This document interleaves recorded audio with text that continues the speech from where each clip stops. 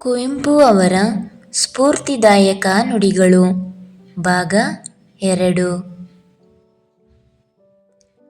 ಎಷ್ಟು ದನವಿದ್ದರೇನು, ಎಷ್ಟು ಗದ್ದೆ ತೋಟಗಳಿದ್ದರೇನು, ಆರೋಗ್ಯವಿಲ್ಲದಿದ್ದರೆ ಅವೆಲ್ಲ ನೀರಿನಲ್ಲಿ ಮಾಡಿದ ಹೋಮ.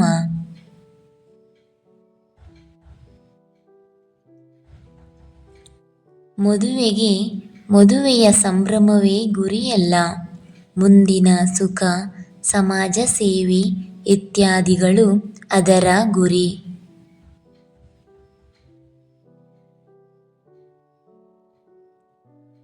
ಸಗಣಿಯವನೊಡನೆ ಸರಸವಾಡುವುದಕ್ಕಿಂತ ಗಂಧದವನೊಡನೆ ಗುದ್ದಾಡುವುದೇ ಲೇಸು.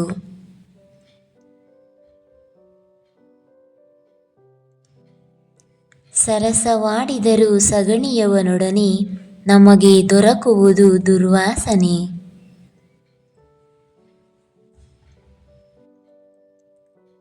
ಗುದ್ದಾಡಿದರೂ ಗಂಧದವನಿಂದ ಪರಿಮಳ ಲಭಿಸುತ್ತದೆ. ವಿರಹಕ್ಕಿಂತ ನರಕವಿಲ್ಲ, ಮಿಲನಕ್ಕಿಂತ ನಾಕವಿಲ್ಲ ಒಲಿದ ಉಸಿರಿಗೆ. ನಾಳೆ ಎಂದರಾಗದು, ಮುಂದೆ ಎಂದರಾಗದು, ಇಂದೇ ನೀನು ನಿರ್ಣಯಿಸಬೇಕು, ಇಂದೇ ಎತ್ತಿ ಪೊರೆಯಬೇಕು. ಬೆಂಕಿಗೆ ಬಿದ್ದವರನ್ನು ನಾಳೆ ಎತ್ತುತ್ತೇನೆಂದರೆ ದೊರೆಯುವುದೇನು? ಬೂದಿಯಲ್ಲವೇ?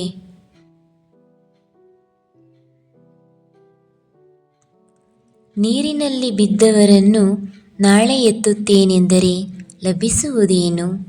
ಹೆಣವಲ್ಲವೇ?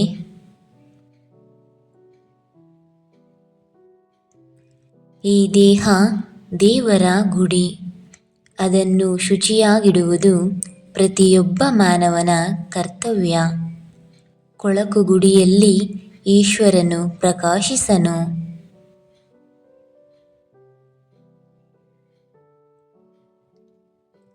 ಹೋಗುವೆನು ನನ್ನ ಒಲುಮೆಯ ಗೂಡಿಗೆ, ಮಲೆಯ ನಾಡಿಗೆ, ಮಳೆಯ ಬೀಡಿಗೆ, ಸಿರಿಯ ಚೆಲುವಿನ ರೂಡಿಗೆ.